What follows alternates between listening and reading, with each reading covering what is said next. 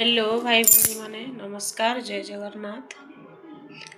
मु आज मोर young generation रो भौणी मानक पाई किछि कहबी।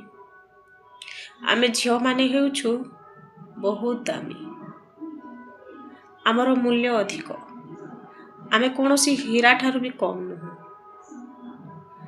आमको जदि के इग्नोर करुछि, आम फोन रिप्लाय दौ नाही, बारंबार आम ताको कॉल करि चलिछु, मेसेज करि चलिछु, किंतु से आमको इग्नोर करि चलिछि। आमर वैल्यू ता पाखरे किछि नाही, आमर मूल्य ता पाखरे किछि नाही। आमे कोनोसी रिमोट कंट्रोल नुह, रिमोट कंट्रोल गाड़ी नुह, कोनोसी प्रोत्साहनर वस्तु नुह जे रिमोट कंट्रोल गाड़ी जेमती चले से रिमोट धरी थिबो आमको कंट्रोल करिबो ना। आमे होछु गोटे हीरा जे कि अंधार रे भी चमकी उठे, सेमिति होछु आमे गोटे हीरा। आमे हेउछु अकात समुद्र, समुद्रर गभीरता केही जानि पारंती नाही। आमे गोटे हेउछु पहेलिया, जाकु सॉल्व करिबा पाई बहुत समय लागे।